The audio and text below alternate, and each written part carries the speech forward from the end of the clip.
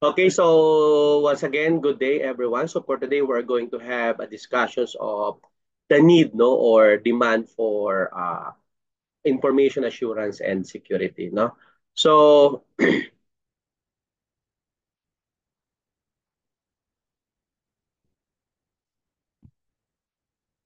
in March 2021, no, Chinese hackers broke into Microsoft Exchange server and stole emails, no, from over 250,000 customers worldwide. No, this raises two questions. No, how do you stop these attacks happening, and how do you find out what data is affected and what damage has been done? Today's information security is the combination of cybersecurity, information governance, risk management, and of course, risk management and information assurance that can address these concerns. No, these discussions, of course, concentrate on the role of information assurance and its integration, no, into the world of security.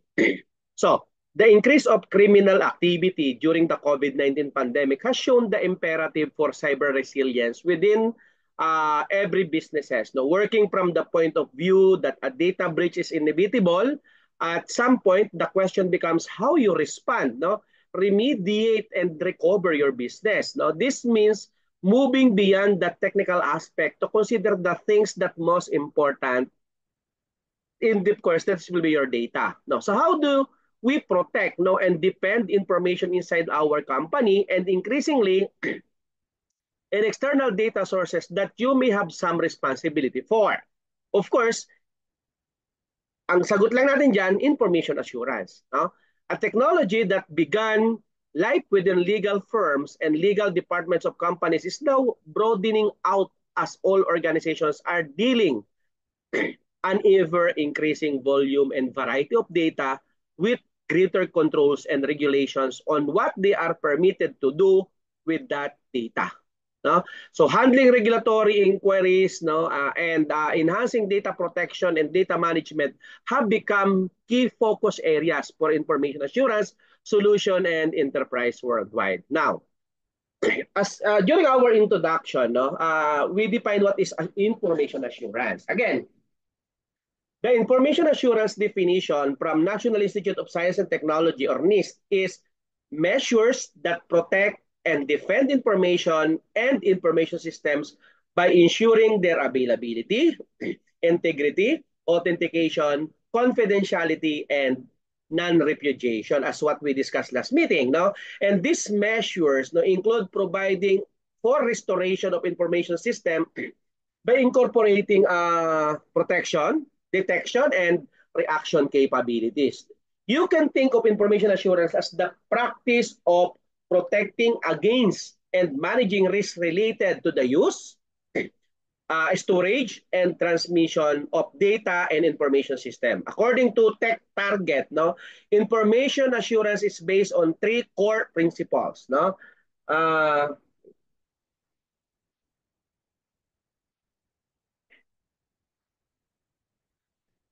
Number one is the confidentiality, of course. No?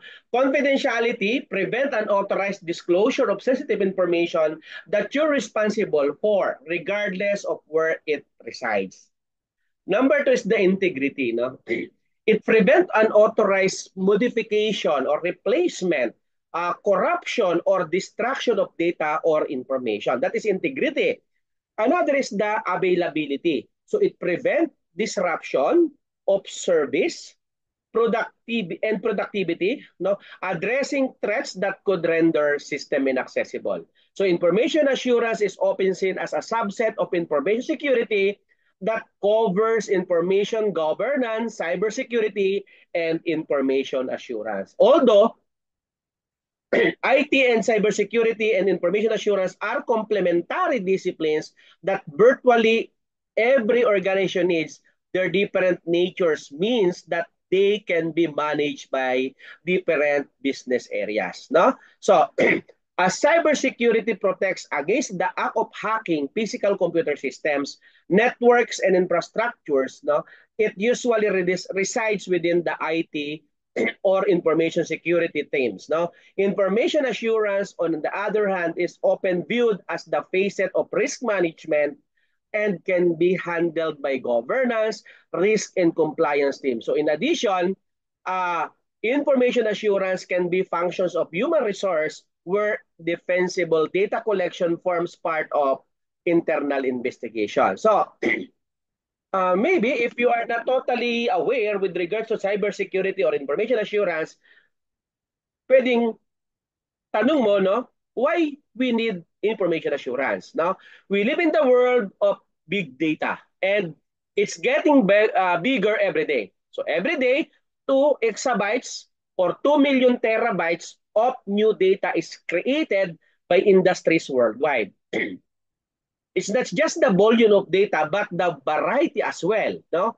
So in our database, now we are aware with unstructured and semi-structured data, now make up an estimated take note 80% of data collected by company or industry or enterprises. And this stems from the rise of the cloud, mobile devices, syempre apps, social media, and right now the Internet of Things. That's huge amount of data to manage, especially as the world is changing constantly.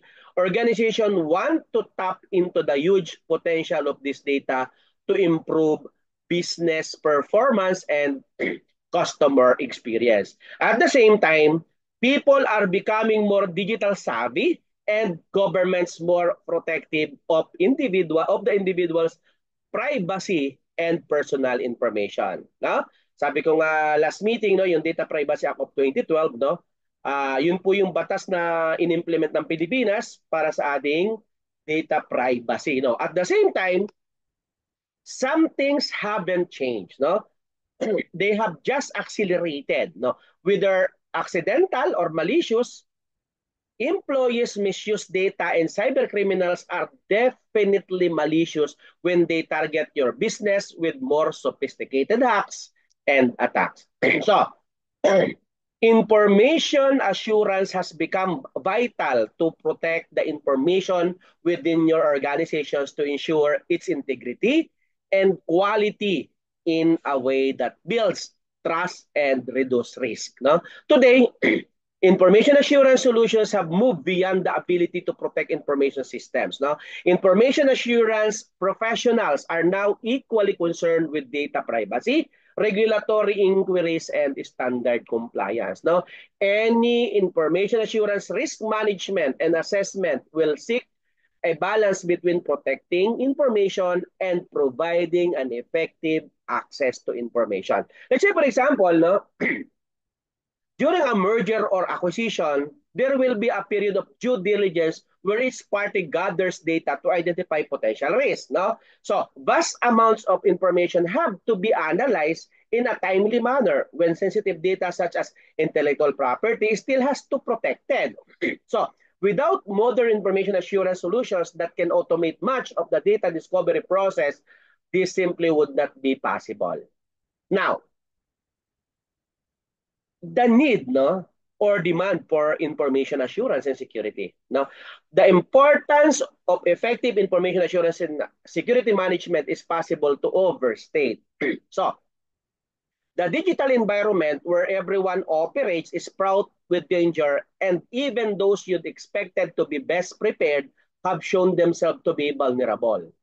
In 2020, as far as I remember, no, information about the SolarWinds cyber attacks broke with one commentator describing the hack as its Pearl Harbor. No? The state-sponsored data breach threatened U.S. national security with many key agencies, including the Department of Defense. So it's believed that the hackers had 9 months inside this system between the breach and it being detected. So the scale of the damage may never be known or at least admitted, but only the ability to apply sophisticated digital forensics as part of the information assurance solution can provide a clear understanding of what happened and what information has been compromised or damaged.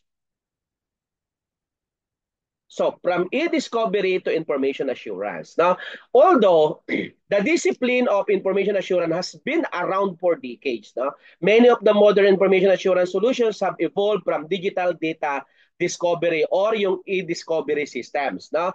These systems were initially created to identify and defensively hold data for use in litigations. However, many organizations today are looking to information assurance to assist in areas such as the protection of intellectual property, stopping potential data leakage, no, and ensuring users are working with information properly. So the result is a building out of capabilities with information assurance system to address not only legal teams but also GRC, IT, HR, and security. So increasingly, information assurance is playing a pivotal role in data privacy and regulatory inquiries. No? Compliance teams use the solution to reinforce internal policies and ensure that personal and sensitive data is both protected and accessible. So in addition to the growth of global data protection and regulations such as meron tayong GDPR, meron tayong CCTA, sa Pilipinas nga meron po tayo na Data Privacy Act, may Cybercrime Act, industry regulations katulad po ng HIPAA in healthcare and PSD2 in financial services impose very strict rules on how data is handled and reported, as well as broaden the range of business activities covered by leading information assurance solutions. So the technology has to accommodate data from much wider range of sources. Today, effective information assurance means control and management of the data on a variety of devices, application, systems, and services. So in addition, organizations are moving more of their data and workload to the cloud. So this system now need to be able to cope with off-network data held on the services of public cloud providers and SaaS providers such as Salesforce or yung SAP po na available right now sa market.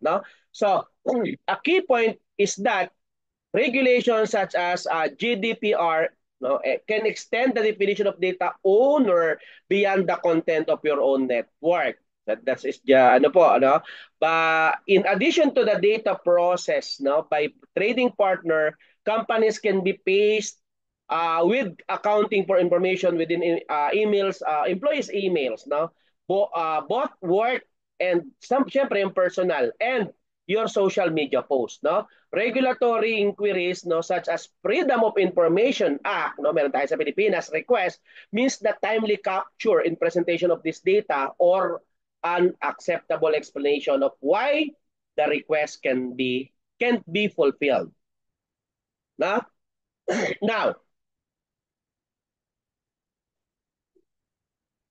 again, information assurance and security have become critical components of organizational strategy in today's digital age. Now, with the exponential growth of technology and data, the safeguarding of sensitive information is paramount. Information assurance focuses not only on the protection of data, but also on ensuring its integrity, availability, and confidentiality.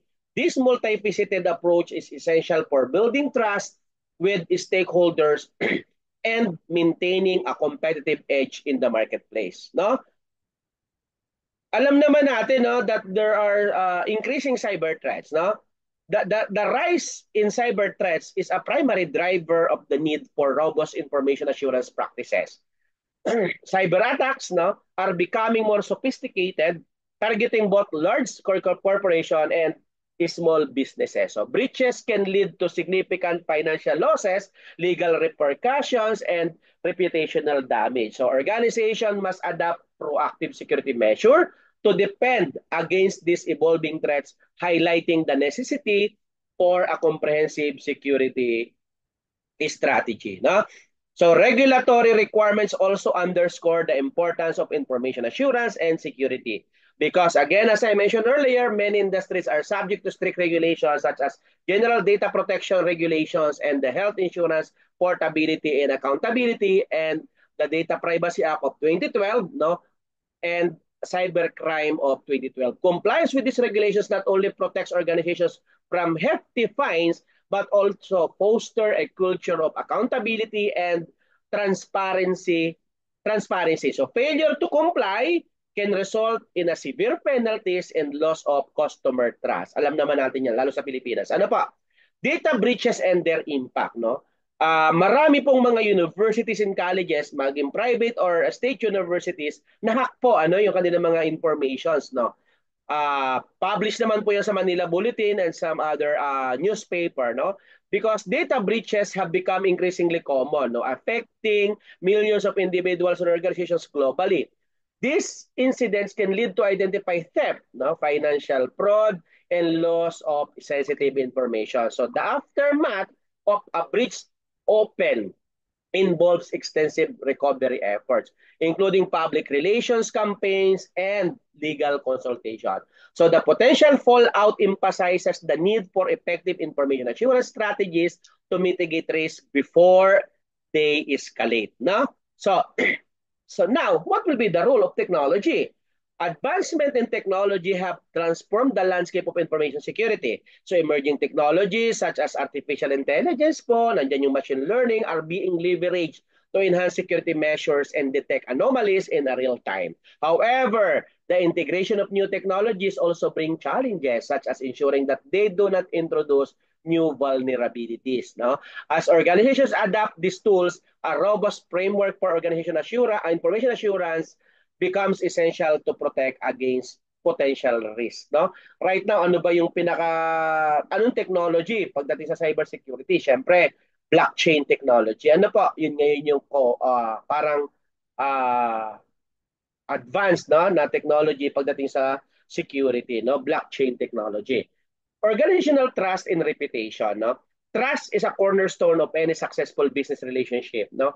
Organization that prioritize information assurance signal to customers and partners that they take data security seriously, no? So a strong security posture can enhance a company's reputation, differentiating it from competitors. Conversely, organizations that experience breaches can suffer long-lasting damage to their brand, impacting customer loyalty and market positions. Eh, syempre, kung ang bangko nyo ba, alam nyo, nahahack, di ba? Mag-aalala tayo. Parang last time, no, may concern na, may problem si uh, GCash, no? O, may ano si BDO, meron si BPI and so on, no? So, may mga concern na kailangan agad ma-address, no? So, doon, yung trust natin, lalo tayo, no? Yung kung pera yun at milyones ang pera nyo sa bangko or kaya sa GCash, syempre kakabahan kayo or Paymaya, yan, no? So, yon. Now, how about the human factor? Kasi mas commonly, minsan na nangyayari yon through human factor, eh, no? So, human errors, no, remains one of the leading cause. Take note of that, leading causes of security breaches. No, employees can inadvertently expose sensitive data through phishing attacks or mishandling of information. Therefore, training and awareness. Take note, therefore, training and awareness programs are critical components of information assurance. Because I believe by fostering a culture of security within the organizations, employees become the first line of defense against potential threats, reducing the likelihood of costly mistake.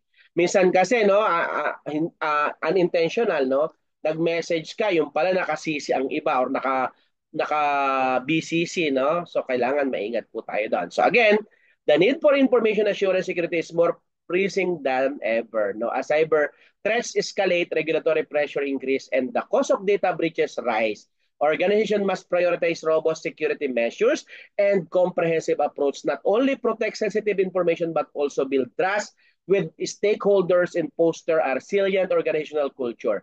Investing in information assurance is not just a technical necessity, it is a fundamental aspect of sustainable business growth in the digital era. So kayo po ay manager sa inyong company or kayo po ay mayroong power na ma-impluensyahan yung mga decision maker, take note. You may advise them, no, to invest in information assurance because it is not just a technical necessity, it is a fundamental aspect of sustainable business growth in a digital era, as I mentioned earlier. No?